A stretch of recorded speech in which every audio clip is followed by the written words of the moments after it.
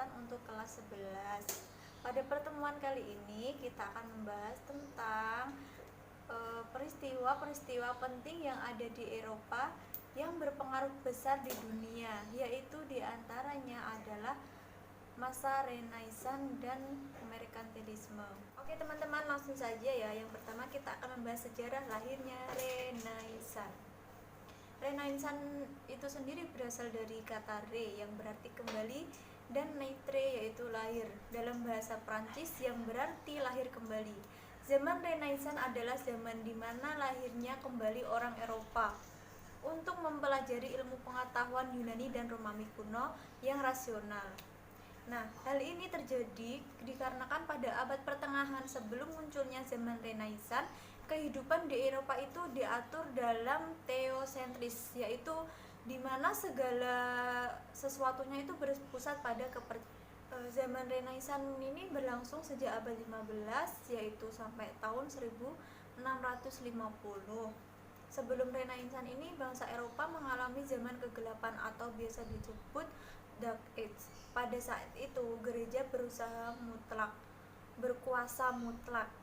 Ajaran gereja ini menjadi sesuatu yang tidak boleh dibantah oleh siapapun. Nah, selain itu, pada zaman kegelapan ini, pemikiran ilmiah itu ditenggelamkan oleh dogma-dogma gereja. Namun, akhirnya muncul gerakan yang mencoba melepas dari ikatan itu, dan gerakan itu disebut Renaissance.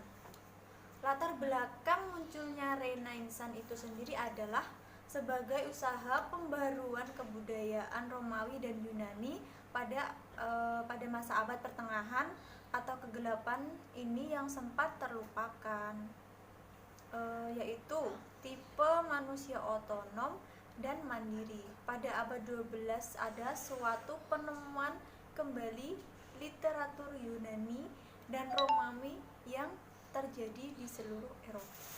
Peristiwa tersebut itu menyebabkan perkembangan gerakan humanisme. Di abad ke-14, orang-orang humanisme itu meyakini bahwa setiap individu memiliki arti penting dalam masyarakat. Pertumbuhan minat dalam humanisme itu menyebabkan perubahan dalam seni dan ilmu yang membentuk konsepsi umum dari Renaissance itu sendiri. Nah, pada abad 14 hingga abad 16 merupakan periode goncangan ekonomi atau perubahan ekonomi di Eropa, di mana perubahan itu terjadi paling luas yaitu di Italia. Setelah kematian Frederick II di tahun 1250, kaisar itu kehilangan kekuasaan di Italia dan di seluruh Eropa. Namun tidak satu pun dari penerus Frederick yang bisa seperti dia. Kejatuhannya adalah saat Paus III memegang kekuasaan secara bersamaan, memegang negara sekaligus gede. Selama Renaissance itu sendiri, Italia berkembang menjadi despotisme, yaitu bahwa penguasa negara pemerintah berdasarkan keinginannya sendiri. Eropa sendiri itu perlahan-lahan berkembang menjadi kelompok mandiri yang terpisah.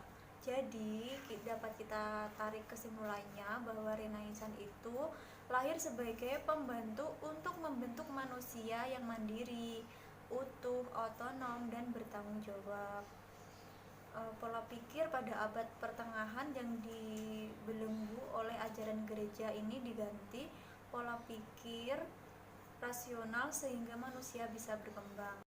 Nah, selain penjelasan tadi, timbulnya Renaissance itu secara garis besar disebabkan oleh beberapa aspek, yaitu yang pertama ada aspek kondisi sosial, ada aspek budaya, ada aspek politik, dan ada aspek ekonomi. Selanjutnya ada tokoh-tokoh pada zaman Renaissance, yaitu yang pertama ada Roger Bacon, ada Copernicus, ada Tycho Brahe, ada Johannes Kepler, dan yang terakhir ada Galileo Galilei.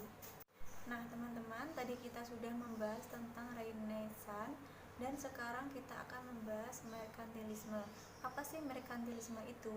Merkantilisme itu sendiri adalah suatu teori ekonomi yang menyatakan bahwa kesejahteraan suatu negara hanya ditentukan oleh banyaknya aset atau modal yang disimpan oleh negara yang bersangkutan, dan bahwa besarnya volume perdagangan global teramat sangat penting. Maka merkantilisme itu juga ditandai dengan adanya campur tangan pemerintah secara ketat dan menyeluruh dalam kehidupan perekonomian guna menumpuk kekayaan logam mulia sebanyak-banyaknya. Aset ekonomi itu sendiri dapat digambarkan secara nyata dengan jumlah kapital atau mineral berharga, terutama emas maupun komoditas lainnya yang dimiliki oleh negara, dan modal ini bisa diperbesar jumlahnya dengan meningkatkan ekspor dan mencegah impor sebagai neraca perdagangan dengan negara lain akan selalu positif. Merkantilisme mengajarkan bahwa pemerintahan suatu negara itu harus mencapai tujuan ini dengan melakukan perlindungan terhadap perekonomiannya dengan mendorong ekspor dengan banyak insentif dan mengurangi impor, biasanya dengan memberlakukan tarif yang besar. Kebijakan ekonomi yang bekerja dengan mekanisme seperti inilah yang digunakan dengan sistem ekonomi merkantilisme. Nah, selanjutnya ada sejarah merkantilisme. Ajaran merkantilisme ini dominan sekali ya, dengan diajarkannya di seluruh sekolah Eropa pada awal periode modern dari abad ke-16 sampai abad ke-18. Era di mana kesadaran bernegara sudah mulai timbul. Peristiwa ini memicu untuk pertama kalinya intervensi suatu negara dalam mengatur perekonomiannya, yang akhirnya pada zaman ini pula sistem kapitalisme mulai lahir. Dalam menjalankan gerakan merkantilisme ini, negara-negara ini akan melakukan perlindungan dagang dengan mengenakan bea cukai masuk yang sangat tinggi. Perencanaan ekonomi ini dilakukan dengan menerapkan kebijakan antara lain ada yang pertama, berusaha mendapatkan logam mulia sebanyak-banyaknya. Yang kedua, meningkatkan perdagangan luar negeri. Tiga, mengembangkan industri yang berorientasi ekspor. Dan keempat, meningkatkan pertambahan penduduk sebagai tenaga kerja industri. Yang kelima, melibatkan negara sebagai pengawas perekonomian. Nah, sistem ekonomi merkantilisme ini dimulai menghitung pada akhir abad ke-18 seiring dengan munculnya teori ekonomi baru yang diajukan oleh Adam Smith dalam bukunya The Will of Nations. Ketika sistem ekonomi baru diadopsi oleh Inggris yang notabene saat itu adalah negara industri terbesar di dunia. Selanjutnya ada latar belakang merkantilisme itu sendiri. Ini adalah beberapa latar belakang mengapa merkantilisme itu dapat bertumbuh dan berkembang.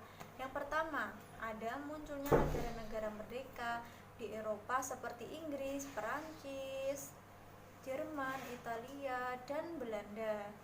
Terus negara tersebut ingin mempertahankan kedaulatan, kebebasan, dan kesejahteraan untuk rakyatnya. Ketiga, diperlukan kondisi perekonomian yang kuat agar tetap mampu bertahan. Selanjutnya, ditetapkan logam mulia sebagai standar ukuran kekayaan suatu negara. Dan yang terakhir, dibuka jaringan perdagangan, diadakan pelayaran sehingga dieksplorasi ke wilayah-wilayah baru. Terus apa sih tujuan dari merkantilisme itu sendiri?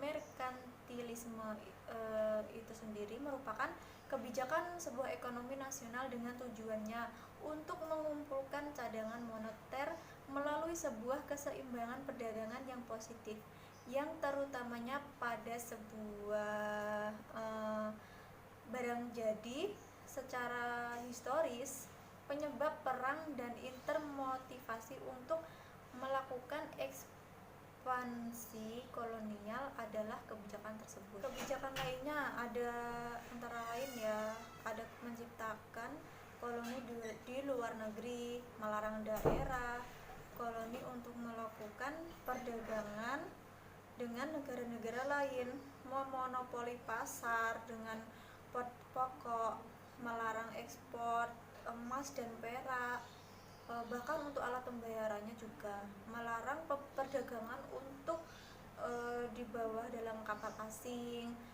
terus ada subsidi ekspor, mempromosikan manufaktur melalui penelitian atau subsidi langsung, membatasi upah, memaksimalkan penggunaan sumber daya dalam negeri, dan yang terakhir ada membatasi konsumsi domestik melalui hambatan non-tarif untuk perdagangan. Konsep umum merkantilisme merupakan suatu teori ekonomi yang menyatakan bahwa kesejahteraan suatu negara hanya ditentukan oleh banyaknya aset atau modal yang disimpan oleh negara yang bersangkutan, dan bahwa besarnya volume perdagangan global teramat sangat penting. Nah, aset ekonomi atau modal negara ini dapat digambarkan secara nyata dengan jumlah kapital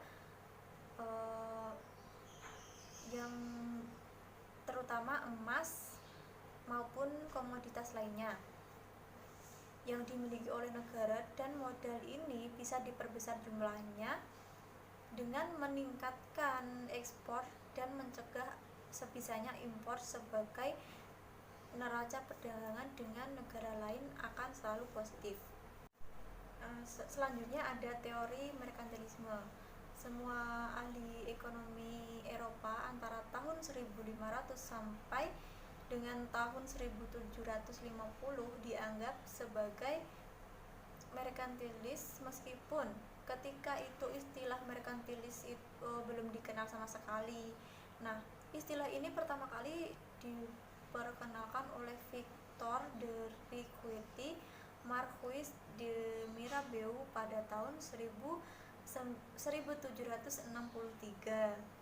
dan kemudian dipopulerkan oleh Adam Smith pada tahun 1976. Pada kenyataannya, Adam Smith menjadi orang pertama kali yang menyebutkan kontribusi merkantilis terhadap ilmu ekonomi dalam bukunya yang berjudul The Will of Nation. Pada awal periode modern, dari abad ke-16 sampai dengan abad ke-18, ajaran merkantilisme ini sangat dominan di seluruh sekolah-sekolah yang ada di Eropa.